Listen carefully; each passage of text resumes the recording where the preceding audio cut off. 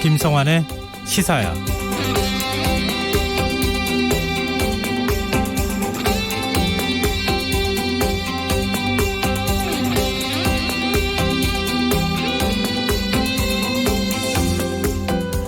(4월) 총선이 아흘에 앞으로 다가온 가운데 긴급 재난지원금이 정치권의 화두로 떠올랐습니다. 다들 아시다시피 정부는 지난달 30일 소득 하위 70% 가구에 대해 4인 가족을 기준으로 가구당 100만 원을 지급하겠다고 밝혔죠. 재정 여력 등을 감안해 선별 지원 방침을 세운 건데요. 여야가 앞다퉈 전국민 지원 공약을 내놓으면서 포퓰리즘이 아니냐 이런 지적이 나오고 있습니다. 재난지원 대상을 확대하는 것이 옳고 그른지에 대해 여러 가지 의견이 나올 수 있지만 구체적인 재원 마련에 대한 고민이 없기 때문인데요. 청취자 여러분께서는 이 문제에 대해서 어떻게 보십니까? 사실 정치권의 공약 남발은 이번 총선에서도 계속 이어지고 있습니다. 여야는 중앙선거관리위원회에 10대 핵심 공약을 신고했지만 재원 마련 등 구체적 실현 방안은 제시하지 않았는데요. 실제로 KBS와 한국 매니페스토 실천본부가 21대 총선 지역구 후보자 405명의 공약을 분석한 결과 공약에 필요한 재원이 국가 예산의 8배가 넘는 4,399조 원에 달했다고 합니다. 정치권의 공약이 헛된 구호로 그치지 않으려면 유권자들에게 보다 구체적인 청사진을 제시해야 할 텐데요. 정치인들이 이번에는 꼭 책임지는 정치를 보여줬으면 하는 바람입니다. 시사평론가 김성환입니다. 코로나19 1일 신규 확진자 수가 50명 아래로 떨어졌지만 정부는 아직 안심할 단계는 아니라는 입장을 밝혔는데요. 잠시 후 뉴스야에서 자세한 내용 살펴보겠습니다. 더 깊이 있게 들여다보는 인터뷰 시간에서는 전병률 전 질병관리본부장과 전화 연결해서 수도권 대규모 감염 가능성을 살펴보고 사회적 거리두기를 비롯한 정부 방역 대책을 진단해 보겠습니다. 김성환의 시사에는 청취율 조사 기간을 맞아서 프로그램을 홍보하고 강력한 사회적 거리두기에 기여하는 작은 이벤트를 마련했습니다. 최근 봄 기온이 만연해지면서 나들이에 나서는 분들이 많아졌는데요. 저희 방송을 들으시면서 집안에 머무르시면 어떨까요? 오늘 방송 내용에 대한 의견, 사회적 거리두기에 대한 아이디어가 있으신 분들 문자 보내주십시오. 10분을 추첨해서 모바일 치킨 쿠폰을 드리겠습니다. 단, 이벤트 참여 조건이 있습니다. 김성환의 시사야 애청자를 인증하는 차원에서 문자 말머리에 저희 프로그램명을 꼭 적어주셔야 합니다. 참여하실 번호는 샵9730이고요. 짧은 문자는 50원, 긴 문자는 100원의 이용료가 부과됩니다. 콩 게시판을 통해서도 무료로 참여하실 수 있고요. KBS 1라디오 유튜브 채널을 통해서도 실시간으로 시청 참여하실 수 있습니다. KBS 1라디오 김성환의 시사야. 그럼 지금 시작하겠습니다.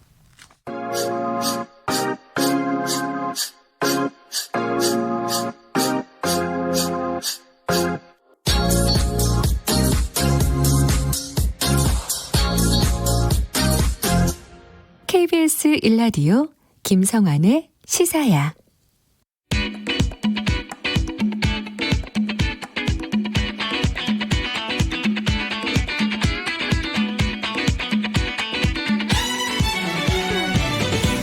오늘 놓쳤던 뉴스 꼼꼼히 정리해드리는 뉴스야 시간입니다. 김민하 시사평론가 나와 계십니다. 안녕하십니까? 안녕하세요. 오늘 역시 먼저 지난 주말부터 시작해서 코로나19 확진자 수가 급격히 줄어들었다 이렇게 얘기가 나오고 있는데 코로나19 현황부터 먼저 좀 살펴볼까요? 어제 이제 47명 늘어서 국내 누적 확진자 수는 총 1만 284명으로 집계가 됐는데요. 말씀하셨다시피 보건당국이 안정적 환자 치료가 가능하다고 제시한 수치인 50명 아래로 떨어졌다. 여기에 이제 의의가 있는 겁니다. 지역별로 보면 대구에서 13명, 서울에서 11명, 경기에서 8명이어서 이제 그 대구 경북과 이 수도권에서 지금 또 아직도 이제 문제다 이렇게 볼 수가 있는 부분이고요. 공항 검역 과정에서 7명이 늘어서 확인된 신규 해외 유입 사례가 총 16건이고 지역 발생 사례는 31건으로 집계가 됐습니다. 그리고 이제 이렇게 좀 해외 유입 사례 중에 92%는 내국인으로 이제 조사가 되고 있는 그런 상황이고요. 확진자 중에 사망자 수는 0시 기준 정부 공식 통계로는 모두 186명으로 집계가 됐는데 5명의 사망자가 추가로 발생했기 때문에 더하면 191명으로 늘었다 이렇게 볼 수가 있겠습니다. 이를 신규 확진자 수가 50명 이하로 떨어진 건 지난달 20일 이후 사실 46일 만인 상황인데요. 이 신규 확진자 수가 이렇게 줄어든 이유가 있습니까? 일단 뭐 신규 확진자 수가 계속 줄어드는 추세인 것은 이제 우리가 좀 긍정적으로 평가할 수 있지만 다만 주말에는 진단 검사 건수가 계속 이제 줄어드는 그런 좀 추세가 있기 때문에 이번 주에 확진자 증감 상황까지 지켜봐야 한다라는 게 정부의 설명이고요. 그렇기 때문에 앞으로도 방심할 수 없고 이제 2주간 연장된 강화된 사회적 거리두기에 좀 적극적으로 동참해야 된다 이런 점을 강조를 하고 있습니다. 근데 50명 이하로 떨어졌다는 건 참 반가운 소식이긴 한데 또 걱정스러운 것은 정부가 고강도 사회적 거리두기를 조금만 더 해달라 이렇게 얘기를 하고 있지 않습니까? 그런데 주말에 이동량이 좀 증가를 했다고요? 지난 주말 4일과 5일 이제 SK텔레콤 기지국에 기록된 이동정보 통계를 바탕으로 인구 이동량을 조사를 해봤는데 2월 말보다 이제 20%가 증가했다 이런 결과가 나왔다는 거거든요. 저도 이제 주말에 좀 다니다 보면은 제가 여의도에도 왔었는데 이제 벚꽃이나 이런 거를 보러 이제 많이들 이제 좀 나와 있는 이런 분들이 있었고 네. 또 제가 이제 거주하는 데가 연신내역 근처인데 가는 길에 굉장히 벚꽃이 많이 펴 있습니다. 불광천이라든가 이 증산로에 예. 굉장히 많은 사람들이 또 나와 있는 그런 상황이었습니다. 그래서 이런 걸 볼 때 역시 사회적 거리두기에 대한 그동안의 어떤 피로감 이런 것들을 이제는 좀 해소하고 싶은 이런 마음들이 드는 시점인데 물론 이제 마스크를 다 하고 나오시고 여러모로 이제 대책을 갖춰서 나오긴 했지만 그래도 우리가 좀 더 노력을 해서 사회적 거리두기를 유지해야 될 것 같습니다. 참 답답해하시는 마음은 알겠는데 코로나19 확산세가 아직도 지금 꺾였다. 완전히 우리가 안심할 상황은 아니다. 이런 점을 생각해 볼 때는 조금 더 참아주시는 게 맞는데 지금 잘 안 지켜지는 상황인 거 아닌가 좀 걱정스럽습니다. 그리고 보건당국은 유럽이나 미국에서 나타나고 있는 폭발적 지역 감염 사례가 우리 사회에서도 언제든 나타날 수 있다. 이렇게 좀 우려하고 있는 상황인 거죠. 그렇습니다. 지금 뭐 유럽이나 미국의 경우에는 정말 말 그대로 폭발적으로 지역사회 감염이 이루어지고 있고 이 감염 경로를 파악하지 못해서 지금 상당히 계속 문제다라고 얘기를 하고 있는데요. 우리도 사실 일부 이제 감염 경로를 알 수 없는 환자가 신규 확진자 수의 한 5에서 10% 정도 이 정도인 걸로 지금 추정이 되고 있는 그런 상황입니다. 그래서 지금 이제 방역 당국이 꼽는 이제 문제 사례가 어떤 것들이냐면 해외 유입 사례 그리고 지금 지역 내에 잠복돼 있는 감염자 이 두 가지가 지금 방역의 최대 위험 요인이다 이렇게 얘기를 하고 있는데요. 이렇게 방역망의 통제 밖에 있는 확진자가 교회나 병원 같은 다중이용 시설에 이제 새로운 어떤 신규 확진자를 발생을 시킨다라면은 대규모 집단 감염도 초래가 되고 2차, 3차 감염으로 이어질 수가 있기 때문에 이것에 대한 대응이 필요하다 이런 얘기였습니다. 그래서 방금 말씀드린 두 위험 요인에 대해서 효과적인 대응 방안은 역시 사회적 거리두기이기 때문에 이 점을 좀 국민들이 좀 잘 지켜줬으면 좋겠다 이런 얘기를 하고 있습니다. 우려스러운 점은 격리시설 입소를 거부한 대만인이 강제 추방을 당하는 일도 있었어요. 그렇습니다. 지금 이제 해외에서 온 이제 사람들의 경우에는 의무적으로 14일간 이제 격리돼야 되는 그런 상황인데 네. 그러면 이제 시설에 격리될 경우에는 비용 부담이 발생을 하거든요. 1일 한 10만 원 정도에서 2주면은 140만 원 정도의 비용이 부담되는데 그래서 자가 부담인 거죠. 그렇습니다. 네. 입국을 할 때 그래서 여기에 동의를 해야 이제 입국이 됩니다. 그런데 이 대만인의 경우에는 여기에 동의해서 입국을 했지만 시설 격리 과정에서는 또 여기에 동의하지 않는다라는 입장을 계속 주장을 해서 결국 어제 출국 조치가 됐다 이런 얘기인데요. 이런 사례는 이제 이번이 처음인데 앞으로도 뭐 이어질지 이건 좀 지켜봐야 되겠죠. 그리고 이제 이 모든 입국자에 대해서 2주간 자가격리를 의무화한 지난 1일부터 어제까지 격리 조치를 입국할 때 거부해서 되돌려진 외국인은 모두 11명인데 이렇게 좀 입국 거부 사례들이 앞으로도 계속 일어날 것 같습니다.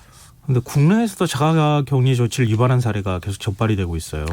그렇습니다. 이제 지난 3일에 지난달 27일부터 자가격리 통보를 받은 부산의 50대 여성이 격리 8일째 인근 공원을 산책하다가 점검만에 단속에 걸리는 일이 있었고요.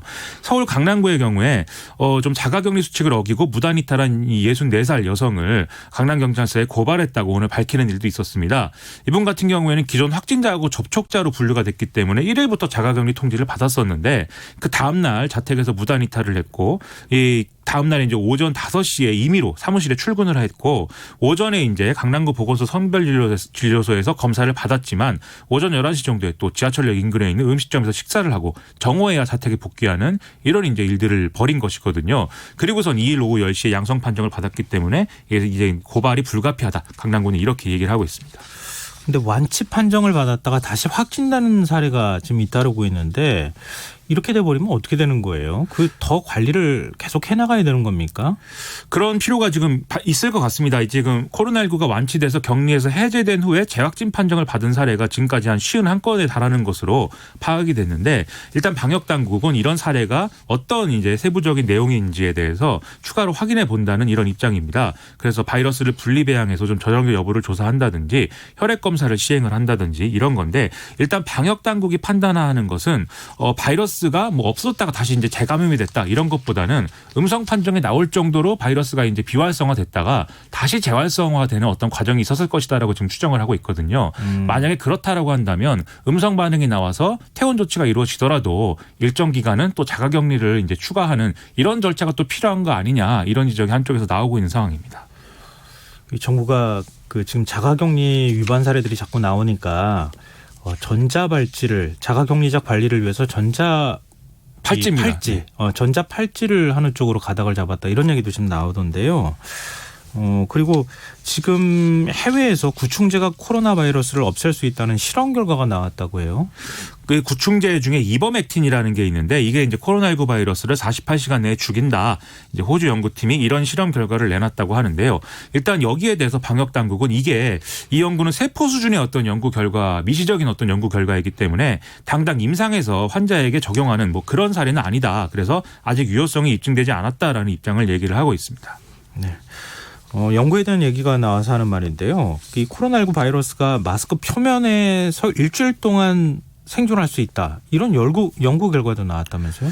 지금 코로나19 바이러스가 다양한 이제 표면에서 얼마만큼 이제 생존할 수 있느냐에 대한 다양한 실험들이 제시가 되고 또 연구 결과가 나오고 있는 것 같은데요. 네. 레오푼 교수 등의 홍콩대 연구진이 이렇게 다양한 물질 표면 위에서 상온에서 코로나19 바이러스가 얼마나 유지되느냐 비교 측정을 해봤는데 일단 인쇄물과 화장지 위에서는 3시간이 지난 뒤에 소멸이 됐지만 표면 처리를 한 목재 그리고 천 위에서는 이틀 동안 남아있는 것으로 나타났다고 합니다. 그리고 수술용 마스크의 경우에는 바이러스가 7일이 지나도 남아 있었다고 하고 지폐, 유리, 플라스틱 이런 표면에서는 적어도 나흘 이상 전파력이 유지됐다라고 하는데요. 이게 뭐 바이러스가 뭐 조금이라도 남아 있으면 반드시 우리가 뭐 양성 반응이 나온다 이런 것까지는 아니지만 어쨌든 이렇게 바이러스가 남아 있다라고 하면 역시 감염 가능성은 커질 수밖에 없는 것이거든요. 네. 그렇기 때문에 이런 이제 여러 표면에 대한 어떤 소독이나 이런 것도 중요하지만 역시 중요한 것은 우리가 손 씻기를 일상화해서 이 씻지 않은 손으로 입, 코나 이런 얼굴을 만져서는 안 된다라는 점이다라는 게 이 연구 결과의 이제 결론입니다. 네. 화제를 좀 바꿔보겠습니다. 긴급 재난지원금이 4.15 총선의 쟁점으로 지금 떠올랐어요. 소득하위 70%의 긴급 재난지원금을 지급한다. 이게 정부 방침이었는데 민주당이 전 국민에게 지급하겠다. 이런 방침을 세우지 않았습니까? 그렇습니다. 지금 더불어민주당 이해찬 대표가 지역 소득과 관계없이 모든 국민을 국가가 보호하고 있다는 것을 제대로 보여주는 게 중요하다라면서 총선이 끝나는 대로 좀 국민 전원이 국가로 보호받고 있다는 그런 의미의 대책을 마련하겠다라고 약속을 했습니다. 그래서 말씀하신 대로 소득하위 70%가 아니라 국민 전부에게 긴급재난지원금을 지급하는 방안을 이제 제안을 한다라는 거고요. 재원의 경우에 당초에 이제 70% 기준에서는 9조 원 규모의 재원이 필요하다고 봤는데 여기서 4조 원을 더 늘리면 전 국민에게 지급이 가능하다라는 게 더불어민주당의 계산입니다. 근데 원래 이제 통합당은 민주당에서 사실은 이렇게 지원하겠다, 소득하위 70% 지원하겠다고 할 때도 이거 매표행위다, 뭐 이렇게 표를 이제 돈을 주고 사는 행위다 이렇게 지금 반발하지 않았습니까?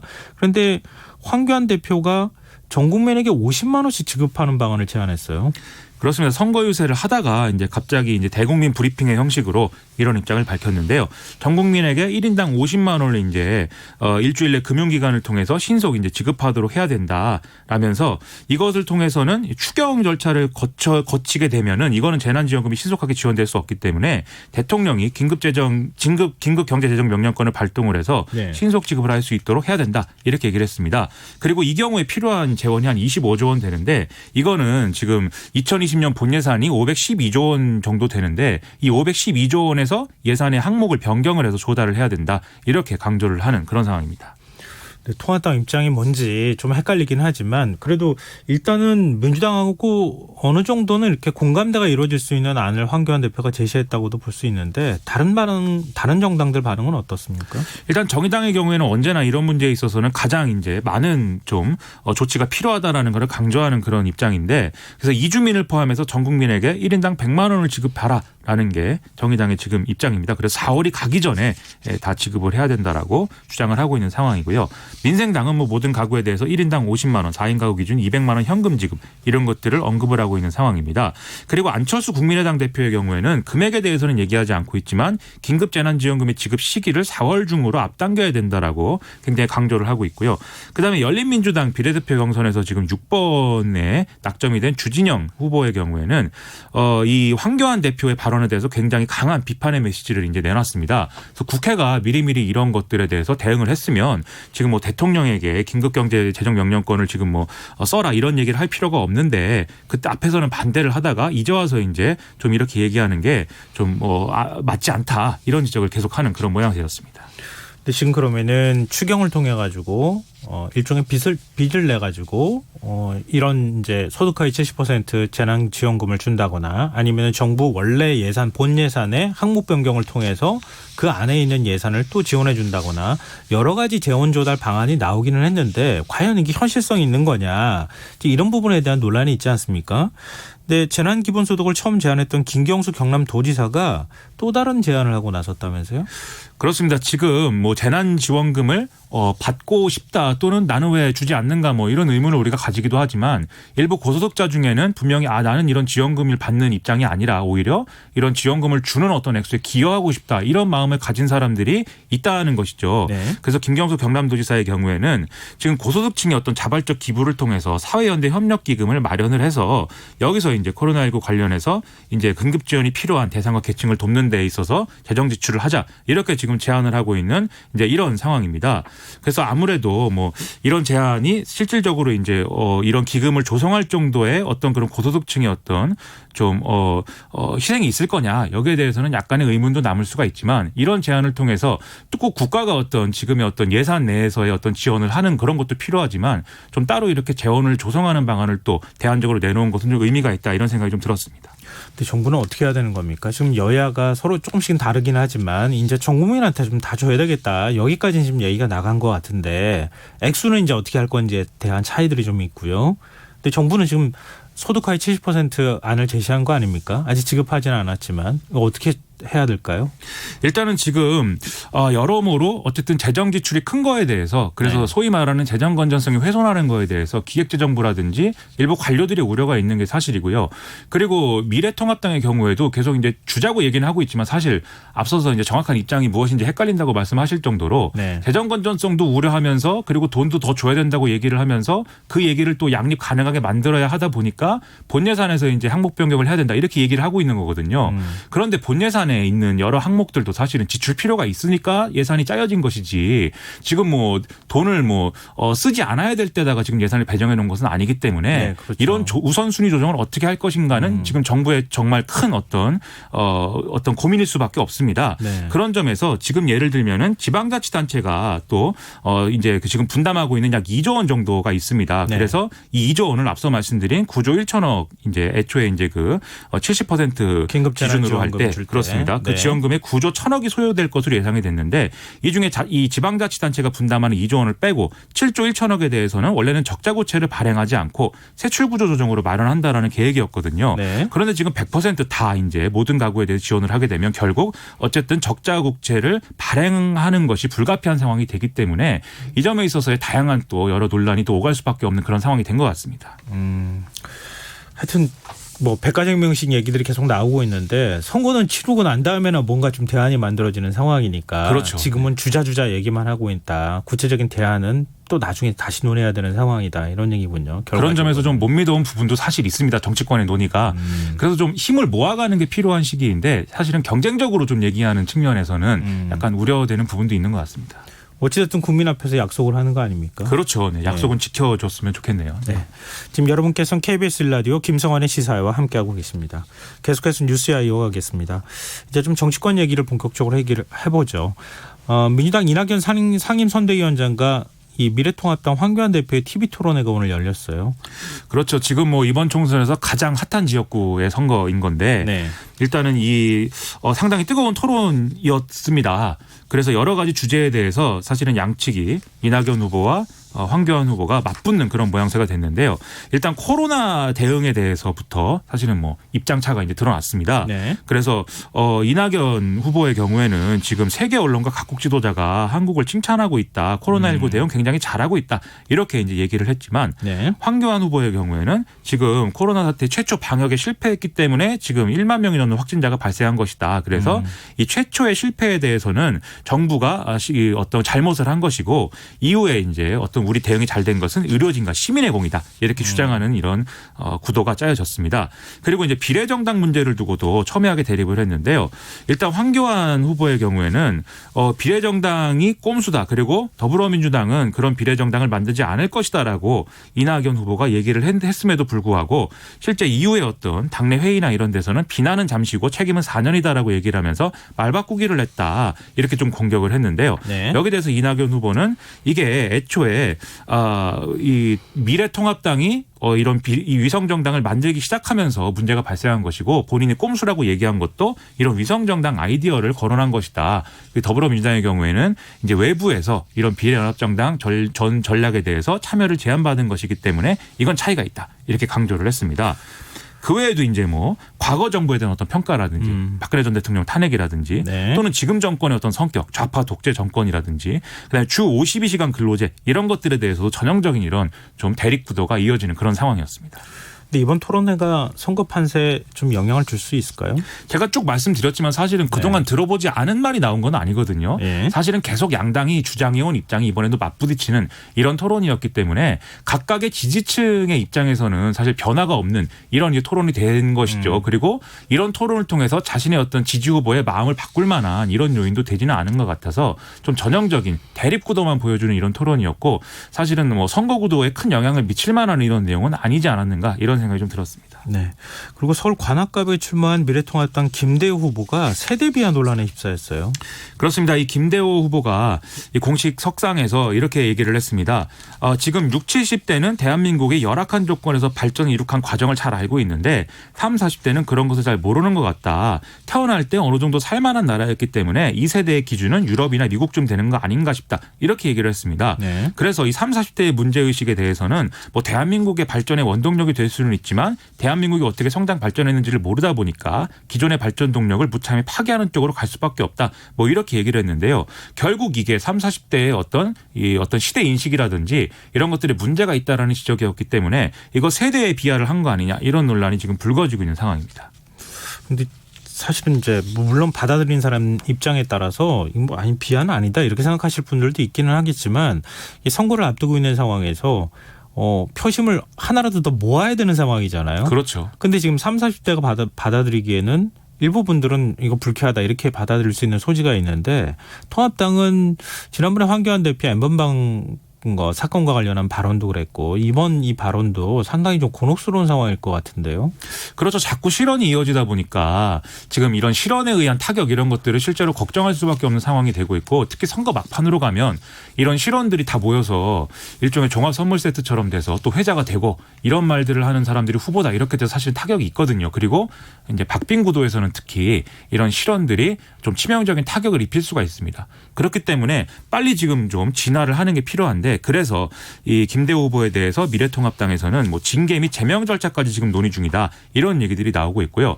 특히 이런 문제에 대해서 이제 김종인 총괄선대위원장이 하는 말이 굉장히 좀 인상적인 부분이 있는데 이 기자들하고 여의도 한 음식점에서 오찬을 하면서 이렇게 얘기를 했습니다.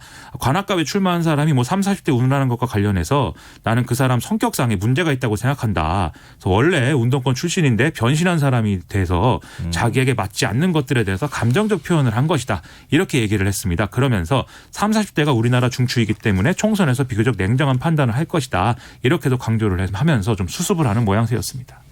총선에서 냉정한 판단하면 김대호 후보 찍지 말라는 얘기처럼 들릴 수도 있는 거 아니에요? 지금 당 총괄선대위원장이 이렇게 발언할 정도면 상당히 문제의식을 인정하고 있다는 얘기가 되는데 김대호 후보는 어떤 입장입니까? 김대호 후보는 이제 오늘 오후에 페이스북에 글을 올려서 사려 깊지 못한 발언으로 마음의 상처를 들어서 머리 숙여 사죄드린다 이런 입장을 밝혔고 자신의 진위는 30대 중반부터 40대에 이르는 분들이 미래통합당에 대해서 좀 냉랭하게 반응을 해서 이걸 좀 당의 성찰과 혁신의 채찍으로 그리고 이 문제의식을 대한민국의 발전의 동력으로 삼자라는 취지였다 이렇게 얘기를 하고 있습니다. 네. 근데 이게 참 민주당 대표 발언도 지금 논란이 되고 있죠. 이게 어떤 내용입니까? 그렇죠. 언론이 이렇게 좀 실언 이런 것들은 양당의 어떤 비슷한 사례들을 묶어서 이제 보도하는 그런 좀 그런 관례들이 있는데 네. 그래서 이해찬 대표의 발언이 또 묶여서 이제 보도가 되고 있습니다. 그래서 오늘 아침에 부산을 찾아가서 선대위 이제 회의에서 부산은 왜 이렇게 초라할까? 부산에 올 때마다 부산은 왜 이렇게 교통 체증이 많을까? 이런 생각을 많이 하고 있다. 이런 얘기를 했거든요. 근데 이런 얘기를 꺼낸 이유는 이 부산의 이제 경부선 철도 지원 공약을 설명하면서 이제 이 나온 얘기라고 합니다. 네. 그래서 이 경부선 철도가 부산을 동서로 갈라서 여기서부터 이제 어떤 발전의 지체라든지 교통 체증의 문제가 발생을 했기 때문에 이 경부선 철도를 지화할 것이다. 그래서 그러면 부산을 대개조하는 이런 일들이 이제 이루어진다. 이런 얘기를 강조하기 위해서 이런 얘기를 했다라는 게 이제 더불어민주당 설명이거든요. 네. 근데 여기에 대해서 정의당의 경우에는 지금 이 부산시장도 민주당 소속이고 그리고 네. 부산시의회 의석도 47석 중에 41석이 지금 민주당이 확보하고 있기 때문에 오늘 이제 이해찬 대표가 한 발언은 결국 자신들의 어떤 책임을 더 이제 좀 느끼게 하는 그런 발언이 아니겠느냐라면서 좀 비판의 수위를 올리는 그런 모습이었습니다. 근데 선거 앞두고 난 다음에 자꾸 설화에 휩싸이는 것은 이거 굉장히 큰 악재가 될 수 있잖아요. 그렇죠. 그런 부분에 있어서 모든 당이 국민들의 어떤 심정적인 측면까지도 좀 이해할 수 있도록 좀 조심해야 되겠습니다. 이거 나중에 가서 선거 패배 원인이 이것이다 이렇게 얘기할 수도 있어요. 그렇죠. 꼭 그런 네. 평가가 나오기 마련이고 한두 해 겪는 것도 사실 아닙니다. 그래서 이제 조심할 수 있는 부분은 조심해야 될 것 같고 네. 그리고 사실 또 우리가 이제 망언이나 실언을 보는 시각에 있어서도 모든 망언이나 실언을 똑같이 뭐 판단할 수도 있겠지만 사실 그 배경이나 또 나오게 된 어떤 뭐랄까요 어떤 그런 근거들이 또 있는 거거든요. 그래서 그 부분을 잘 보고 이게 이 후보의 실제적인 어떤 흠결에서 나온 문제인가 아니면 순전히 어떤 뭐 말하다가 어떤 나온 어떤 말실수인가 그런 것들도 유권자들도 같이 네. 판단하는 게 필요한 것 같습니다. 네, 맞습니다. 그러니까 맥락과 상황을 일단 이해해보고 그리고 난 다음에 이게 정말 막말에 해당하는지 아닌지 그런 것까지 좀 꼼꼼히 살펴보실 필요는 있다. 그렇습니다. 네, 알겠습니다. 자, 마지막 뉴스 가겠습니다. 배달의 민족이 요금 인상 논란에 대해서 공식 사과하고 개선책을 마련하겠다 이렇게 밝혔죠.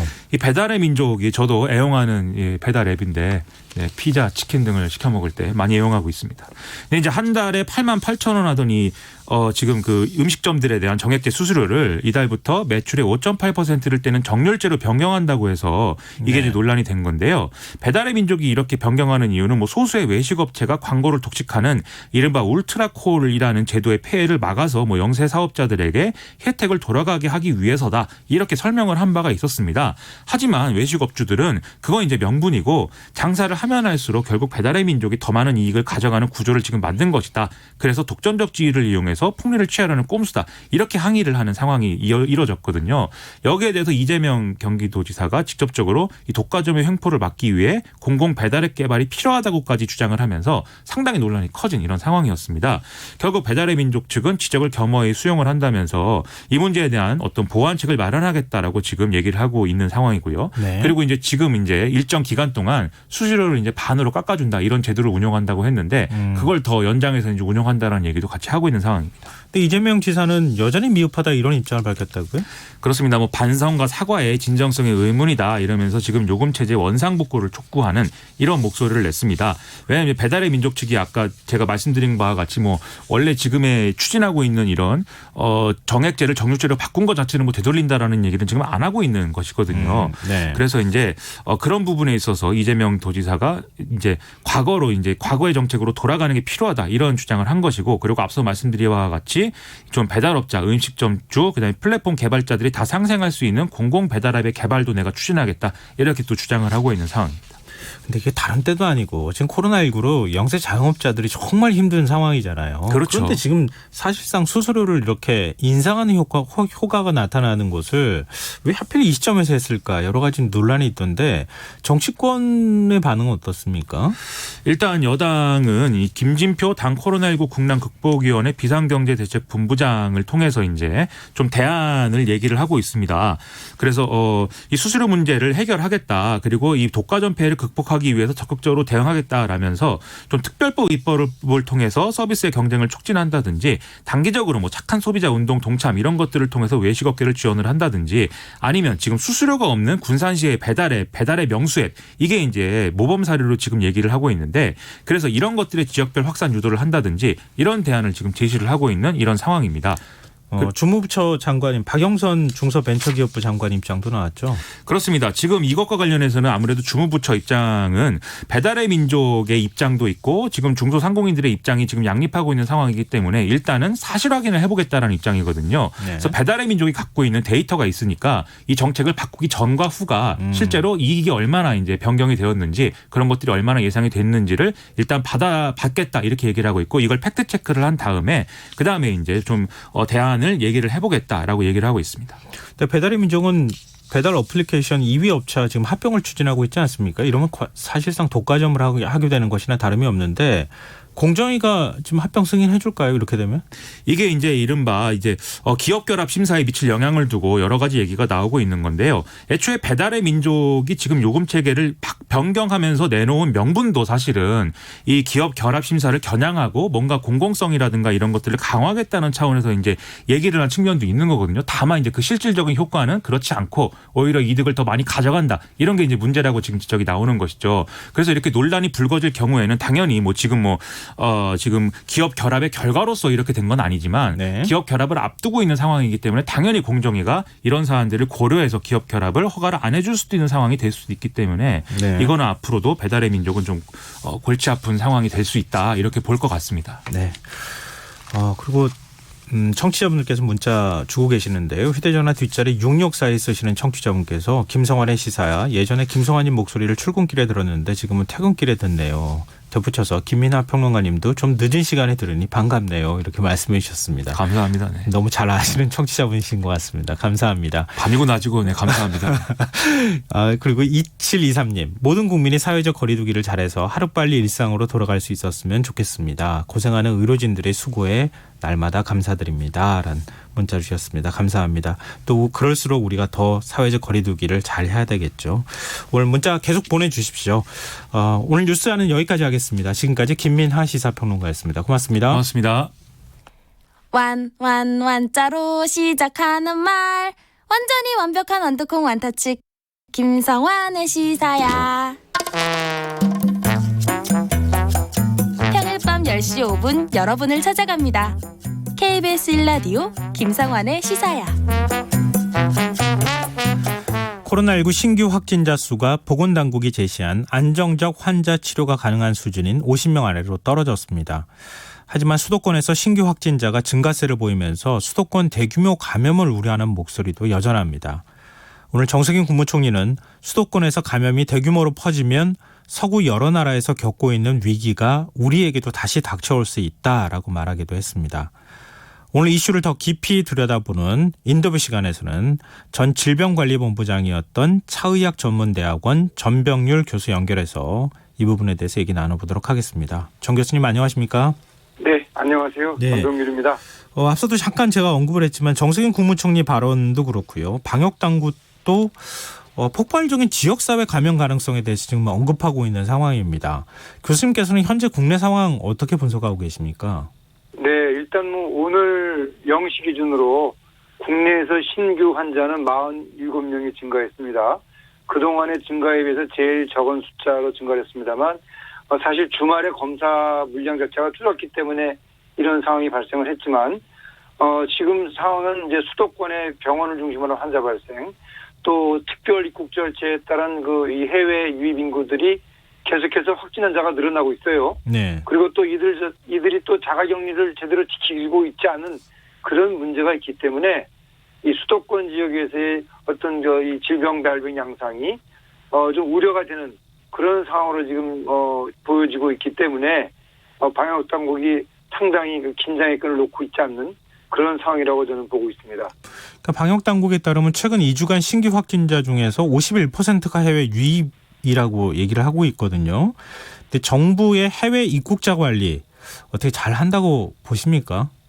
네, 사실 정부가 이제 입국 제한 조치를 시도하면서 2주간의 자가격리 조치를 취하는 방법을 채택을 했는데, 네. 물론 이제 많은 분들이 협조를 하고 있습니다만은 또 일부는 이 자가격리 조치에 대해서 제대로 따르지 않는 그런 문제가 있다는 점이 사실상 이 지역사회에서의 환자를 새롭게 또 확산하는 그런 요인으로 지금 작용을 받고 있는 거죠. 네. 그렇기 때문에 아마도 이 정부에서 이 자가격리 조치를 좀 뒷받침하는 그런 새로운 규제 정책이 지금 논의가 되고 있는 것을 알고 있습니다.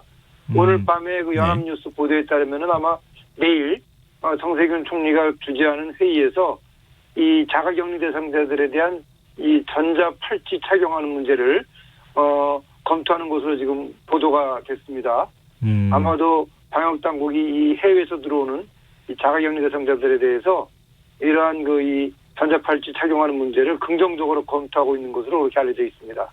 근데 지금 이제 자가격리 앱을 휴대폰에 깔아가지고 자가격리 앱을 통해서 좀 관리가 되는 것인데 동선을 관리하는 것인데 휴대폰을 두고 나가버리면은 그렇죠. 통제할 방법이 없다. 이거에서 시작된 고민이라고 볼 수 있을까요? 네, 그렇습니다. 사실상 지금 현재 많은 사람들이 휴대폰을 아예 놓고 다니고 또 외부 활동을 하는 이제 그런 문제가 계속해서 확인이 되고 있어요. 형사처벌을 한다고 해도 어떻게 보면 이 자가격리 대상자들이 이걸 잘 지키지 않고 있기 때문에 정부는 이제 홍콩이나 대만에서 이미 적용하고 있고 또 추진하고 있는 그런 이 전자 팔찌 착용하는 문제를 최후의 수단으로 이제 검토하는 것 같습니다. 어떻게 보면은 그동안에 우리가 고민했던 이런 인권과 관련된 그런 부분들에 대해서 이 정책의 도입을 좀 주저했는데 이제부터는 보다 확실한 자가격리 이 대상자들에 대한 관리가 필요하다는 많은 시민들의 의견들이 있었던 걸 감안해서 이 정책을 추진하고자 하는 그런 의지를 밝히지 않나 하는 생각을 가져봅니다. 네, 지금 전자 팔찌를 채울 경우에 자가격리 관리는 이전보다는 좀 더 강화될 수 있을 텐데 예를 들면요. 한 유학생이 해열제 20알을 복용하고 검역을 미국에서도 통과하고 우리나라에서도 통과하고 그리고 이제 그 부산인가요? 집으로 가서 거기서 이제 근처에 보건소에 가서 확진 판정을 받았다 그래요. 그런데 이렇게 할 경우에는 전자 팔찌를 채울 경우에 국내 동선 관리는 될 수 있지만 예를 들면 항공기를 같이 탄 사람이라든가 공항 검역 과정에 있어서의 문제라든가 이건 못 잡아낼 수 있잖아요. 네, 사실 이제 이 문제는 우리가 이제 발열이 있으면은 비행기 탑승을 금지시키는 그런 조항이 생겼기 때문에 꼭 입국을 하겠다고 하는 사람들이 미리 해열제를 복용한다는 문제가 거론이 됐었습니다. 따라서 이 해열제 복용을 하더라도 입국 과정에서 그런 사실을 솔직하게 밝히면은 아무 문제가 없습니다. 근데 이제 그것을 숨기는 거기서 발생하는 문제이기 때문에 이런 부분들을 보다 방역 당국이 입국 이전부터 이 탑승객들에 대한 철저한 그런 이 교육을 통해서 입국 당시 이런 문제가 스스로 좀 인지시킬 수 있도록 하는 노력이 필요하지 않나 생각을 가져봅니다. 사실 숨길 경우에는 찾아낼 방법이 없는 건가요?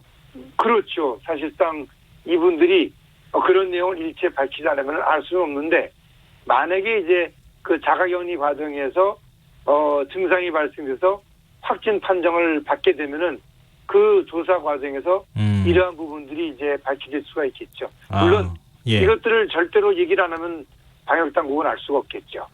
그래도 예를 들어서 국내에 들어오자마자 증상이 발현된다거나 이럴 경우에는 미리 잠복기를 거쳤다고도 볼 수 있기 때문에 좀 더 강하게 처벌을 한다거나 아니면 뭐 손해배상 청구를 한다거나 이런 강력한 조치가 뒤따를 수는 있겠군요. 네, 그렇습니다. 왜냐하면 우리가 지금 검역 과정에서 사실을 제대로 밝히지 않을 경우에는 이 법 위반 사항이 되기 때문에 거기에 대한 그 이 형사처벌 조항이 좀 있습니다. 그런 부분들을 충분히 인지를 시킴으로써 이 입국자들이 충실하게 그 법을 지킬 수 있도록 하는 것이 상당히 필요하다고 할 수 있겠습니다. 네.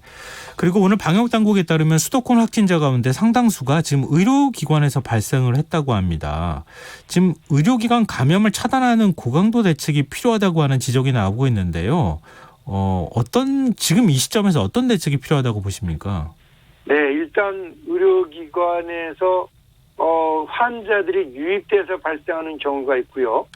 또 그 환자들을 진료하는 의료진들이 그 진료 과정에서 감염이 되고 또 다른 환자들과 또 이 보호자들에게 전파시키는 그런 것들이 이제 있을 수 있겠습니다.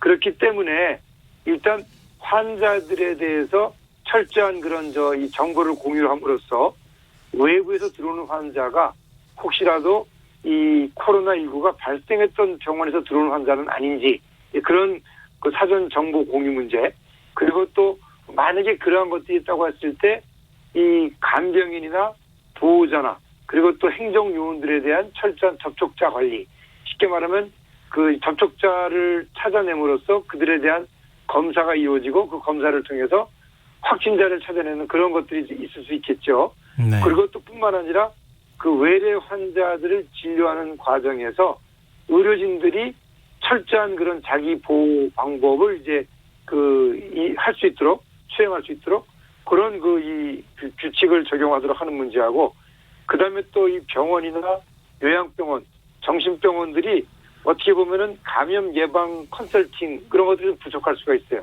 그런 부분들을 전문 의료인들을 통해서 충분히 컨설팅하는 그런 제도를 정부 당국이 도입을 하겠다, 이제 그렇게 발표를 했습니다.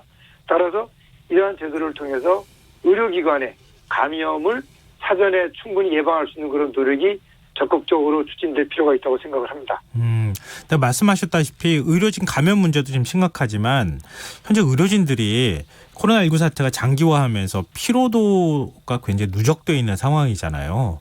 네, 이런 그렇죠. 부분을 어떻게 좀 해소해 줄 방안도 좀 필요하지 않겠습니까? 네, 사실 이제 그 병원에 근무하는 분들의 일종의 이 업무 이 순위, 이런 로테이션을 좀 충분히 시켜주는 문제가 필요하겠습니다. 내부 인력으로 문제가 있을 경우에 외부 인력을 이제 우리가 예를 들어서 다른 의료기관 종사자 내지는 또 군 의무 인력 또는 공중보건인 인력들을 일정 기간 좀 차출을 해서 그 해당 의료기관에 차출을 해서 이제 근무를 하도록 한다면은 네. 이런 업무의 어떤 피로도가 가중된 그런 일요 인력을 좀 더 휴식을 취하도록 함으로써 어떤 환자 진료에 이 충실도를 높이는 그런 부분들이 좀 도입이 될 필요가 있다고 생각을 합니다. 근데 제가 하나 좀 궁금한 부분도 있고 그래서 좀 네. 여쭤보는데요. 지금 안심병원으로 상당수 대형 병원들은 다 지정이 돼 있지 않습니까? 네. 안심병원인데도 불구하고 의료진 감염 문제가 생긴다거나 아니면은 지금 요양원이나 요양병원도 역시 마찬가지지만 전수조사를 지난번에 한다고 하지 않았습니까? 네. 그런 부분들도 지금 하고 있다고 하면 두 가지만 좀 철저히 지켜주고 검사까지 완벽하게 되면 이런 집단 감염의 문제가 병원에서는 좀 안 생길 것 같은데 그래도 허점이 있을까요? 네, 아무래도 이제 병원에 있는 환자들의 문제만 있는 것이 아니라 병원을 투입하는 이 외부인들이 있습니다. 그 외부인들이 들어와서 또 환자들을 감염시킬 수 있기 때문에 그런 외부인들에 대한 적극적인 통제가 필요하고요. 특히 이제 그런 면에서 이 전수조사를 전국적으로 실시하기에는 좀 무리가 있습니다. 그렇기 때문에 환자가 집중적으로 발생하는 그런 지역들, 네. 예를 든다면 수도권 지역을 중심으로 한 이 전수조사 이런 것들도 도입될 필요가 있다고 생각을 합니다. 네. 그리고 자가격리 기간에 관한 문제도 나오고 있는데요. 최근 다 완치된 줄 알았는데 다시 또 재확진이 되는 경우가 있단 말이에요. 네. 이런 경우에는 왜 그런 건지 이런 걸 막기 위해서는 어떻게 해야 되는 것인지 좀 의견 듣고 싶습니다. 네, 사실 이제 치료가 다 종결이 돼서 음성 판정을 받고 이제 쉽게 말하면 퇴원을 한 그런 분들이 집에서 머무르는 동안에 이 병원과 같은 그런 어떤 안정 상태라든지 또는 이 면역을 증진시키는 그런 내용들이 좀 부족하게 되면은 어떻게 보면은 이 몸 안에 남아있던 바이러스가 다시 재활성화돼서 쉽게 말하면 바이러스가 증식하는 이제 그런 문제가 생길 수가 있습니다. 네. 그렇기 때문에 이 퇴원을 한 이후라도 적어도 2주 내지 3주 정도는 신체의 변화 등을 면밀히 관찰을 해서 조금이라도 이상이 있을 경우에는 즉각적으로 보건당국에 신고를 해서 어떤 바이러스의 증식에 따른 소위 말하는 이 재발생 네. 이런 문제가 조기에 인지가 될 수 있도록 하는 그런 필요성, 가족이나 보호자들이 그 환자들의 상태가 퇴원을 했다 하더라도 면밀히 관찰하면서 이상 여부를 조기에 파악하는 그런 것들이 필요하다고 생각을 하겠습니다. 네. 그리고 정부가 고강도 사회적 거리두기를 19일까지 지금 연장한 상황인데요. 네. 정부의 결정 어떻게 보십니까? 이거 불가피하다고 봐야 되는 건가요? 네, 아무래도 지금 이 상황은 우리가 이 접촉을 통한 지역사회에서의 환자 확산이 우려가 되는 그런 시점이기 때문에 현 상황에서는 조금은 좀 우리 시민들이 지치고 좀 힘이 든다 하더라도 일정 부분 계속해서 사회적 거리두기 활동을 강화시킬 필요가 있다고 할 수 있겠습니다. 네. 우리나라만의 문제가 아니라 미국이나 또는 이제 이웃하고 있는 일본에서도 계속해서 환자가 급증하고 있고 또 내일이면 또 이 재난 상태를 선포한다는 것이 아니겠습니까? 네. 이런 상황이기 때문에 우리나라만의 문제를 볼 것이 아니라 이웃나라의 문제를 우리가 동시에 염두에 두고 그렇기 때문에 이 지역사회 내에서의 어떤 활동 또 새로운 사람과의 만남 이런 것들을 좀 줄일 필요가 있다. 그런 면에서 지금과 같은 강화된 사회적 거리두기 활동은 일정 기간 강화될 필요가 있다고 우리 시민들이 좀 인식을 할 필요가 있겠습니다. 근데 지금 생활 방역 체계로 전환한다 이런 정부의 방침이 또 나오기도 했는데요. 네. 아직까지는 아니지만 그 생활 방역 체제가로 전환이 되면 뭔가 달라지는 게 있습니까? 네, 아무래도 이제 이 생활 방역이라는 의미는 우리가 그 전에 있었던 일상생활 그리고 경제활동 이런 것들이 일정 부분 이루어지면서 방역 조치를 취하는 쉽게 말하면 이 조화를 이루는 그런 그 체계를 생활 방역이라고 정부가 규정을 하는 것 같습니다. 네. 그러한 상황으로 간다 하더라도 절대로 우리가 지켜야 될 것은 개인 방역입니다. 이 개인 방역은 마스크 착용과 그리고 또 손 세척 등 이런 개인위생 수칙을 철저히 지키면서 네. 일상생활과 경제활동이 조화를 이루는 그런 상황을 생활 방역이라고 보셔야 되겠습니다. 네, 알겠습니다. 오늘 좋은 말씀 고맙습니다. 네, 감사합니다. 네, 지금까지 전 질병관리본부장이었던 차의학전문대학원 전병률 교수와 함께했습니다. 오늘도 수고한 당신들의 이야기가 여기 있습니다. 김성환의 시사야. 시사야, 네, 저 여기 있어요. 오늘 하루 AS 해줘. 네, 더 알고 싶은 이야기 놓쳤던 뉴스 제가 알려드릴게요.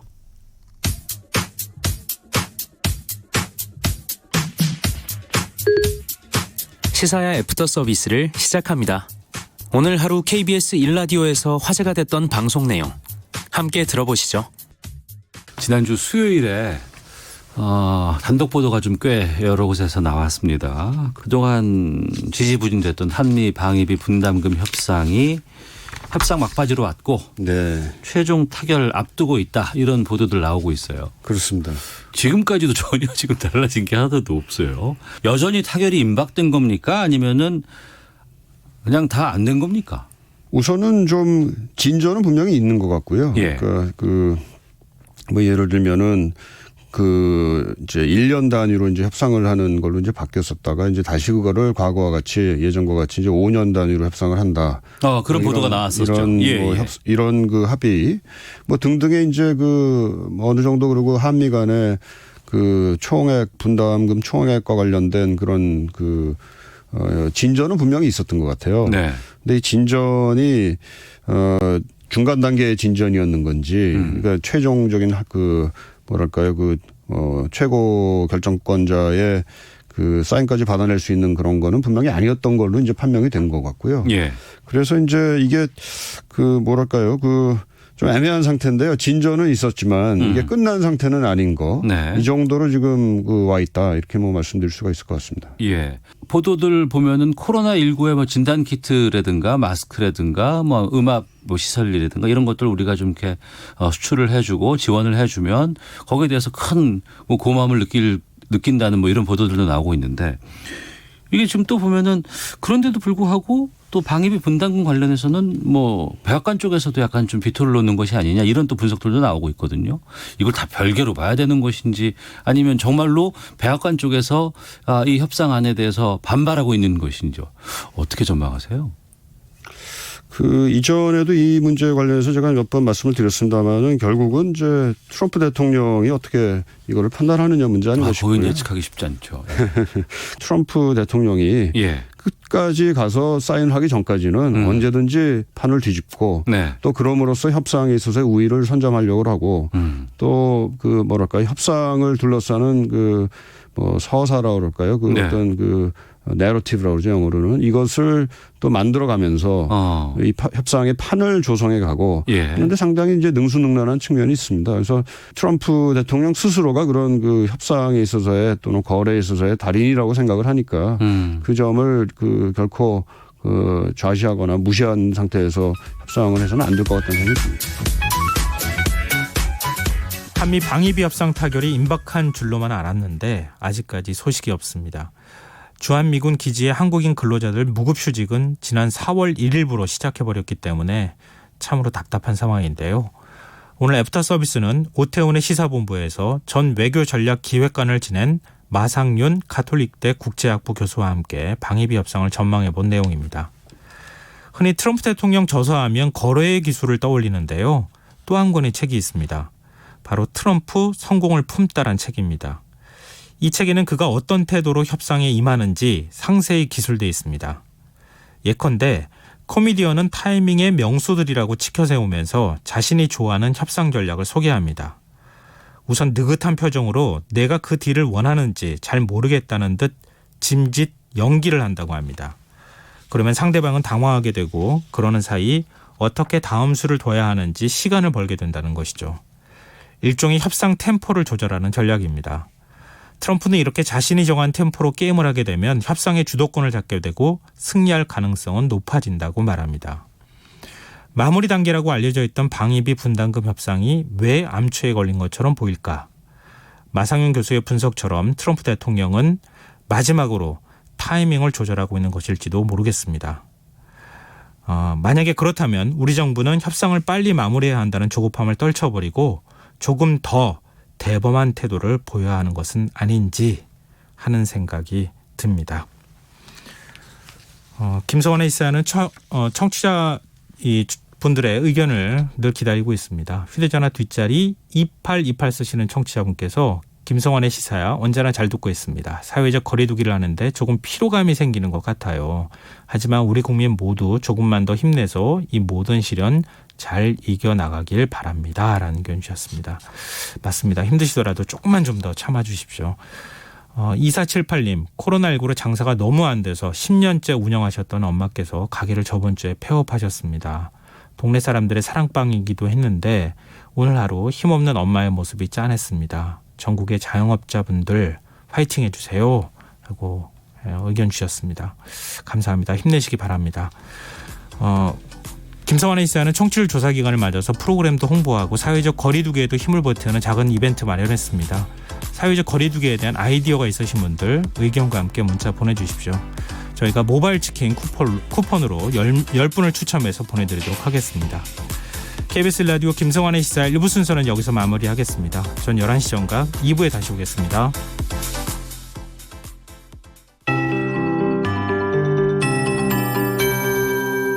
KBS 58분 날씨. 화요일인 내일 전국이 대체로 맑겠지만 일교차가 크게 벌어지겠고 전국의 건조함도 계속